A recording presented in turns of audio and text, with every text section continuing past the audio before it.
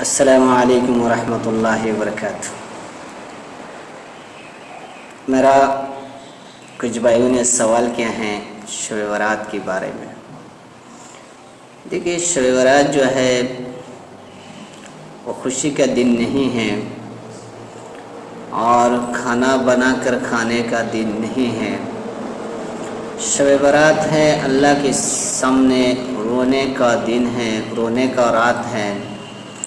مانگنے کا رات ہے، لینے کا رات ہے، اللہ کے سامنے آنسو بہانے کی رات ہے، معافی مانگنے کا رات ہے، قبرستان میں جا کر مردے کے لیے دعا کرنے کا رات ہے، دن ہے۔ شب برات کے بارے میں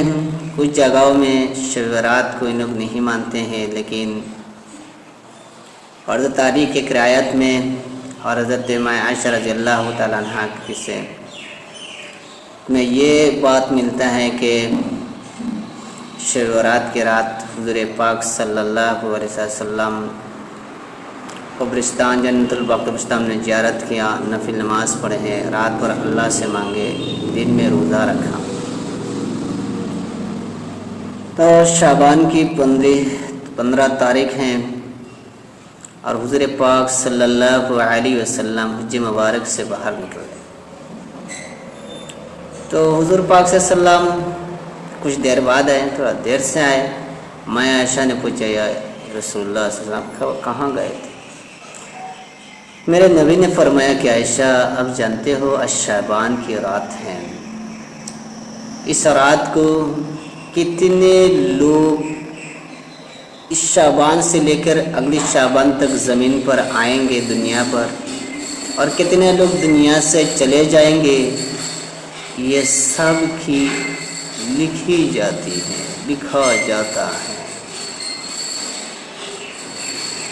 ہمارے اعمال لکھا جاتا ہے، ہمارے رزق کے بارے میں بھی لکھا جاتا ہے کہ یہ سال ہمارا کیسا جائے گا، اس سال میں کون سی تاریخ میری موت ہوگا،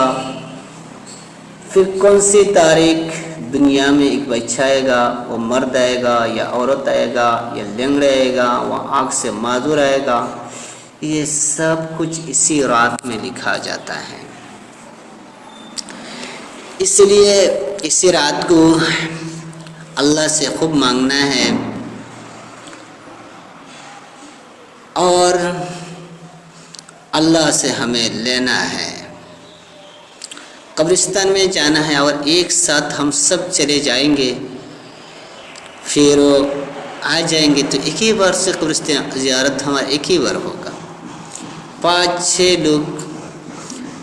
حساب سے جائے اور رات بھر قبر کی زیارت ہو، ان کی مغفرات کی دعا کرے، اپنے ماں باپ کے لیے دعا کرے، اپنے اہل عیال کے لیے دعا کرے، کسی کا دادا نہیں ہے، دادے نہیں ہیں، سب کے لیے دعا، اللہم اغفر للمؤمنین والمؤمنات والمسلمین والمسلمات، سب کے لیے دعا کرے۔ اور دوسری یہ ہے کہ اسی رات کو کھانے اور پینے کا نام رات نہیں ہے، نفل نماز ہے، نفل نماز کی نیت کرے، اور باقیات میں تو ہم نفل پڑھتے ہیں، اس رات میں اگر کوئی 100 پڑھ لے، 200 پڑھ لے، رات بھر اللہ کی عبادت کرے، رات بھر اللہ کی عبادت کرے، اللہ کی توبہ کرے، اللہ اور میں گناہ نہیں کروں گا، مجھے معاف کر دے، اور امام صاحب کے اوپر ظلم نہ کرے، وہ اگر ہمارے ساتھ آئے تو ان کو لے کر جائے، اور وہ سے نہیں کہ آپ آنا ہی ہے، اس طرح کے الفاظ استعمال نہ کریں۔ اور اس رات ہم کھانے پینے میں وقت کم لگائے، اللہ کے سامنے تسبیح پڑھو، اللہ اللہ اللہ۔ یہ مانگنے کی رات ہے، یہ کھانے کی رات نہیں ہے، خوشی کی رات نہیں ہے، خوشی کی تو رات عید کا رات ہے، عید کا دن ہے۔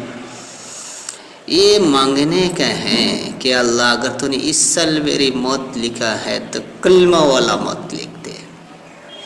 یا اللہ ایمان پر ختمہ نصیب فرما، اللہ سے یہ دعا مانگو،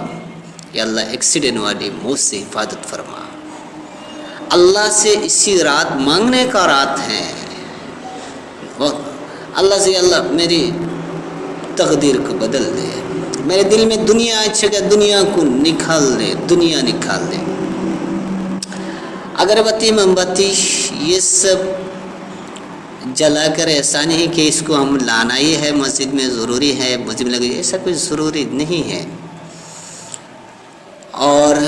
کچھ لوگ کہتے ہیں کہ 10 بار قل ہو اللہ پڑھیں گے، وہ دیتی کہ نفل نماز کے لیے یہ بزرگان نے کسی بزرگ نے پڑھے ہے اور اسی کتاب میں لکھا گیا، یہ شریعت کے مطابق حدیث مطابق نہیں ہے۔ اب چاہیے کتنا بار قل ہو اللہ پڑھے وہ آپ کی مرضی ہے، نفل عبادت ہے، وہ اپنے حساب سے پڑھے۔ قبرستان میں جا کر چاہے 10 مرتبہ قل ہو اللہ پڑھ لے، 1 مرتبہ الحاق متکاثر حتی پڑھے اور اللہ سے دعا مانگے، اور روزہ رکھے، دن میں روزہ رکھے، روزہ کو نہ چھوڑنا۔ اور کسی سے کچھ غلطی کیا اس سے معافی مانگو، اپنے ماں باپ سے معافی مانگو، ماں مجھے معاف کر دے، ماں باپ کی نافرمان کی دعا قبول نہیں ہوتی شب برات میں۔ اس لیے اللہ تبارک و تعالی ہم سب کو کہنے سننے سے زیادہ عمل کرنا کو توفیق عطا فرمائے۔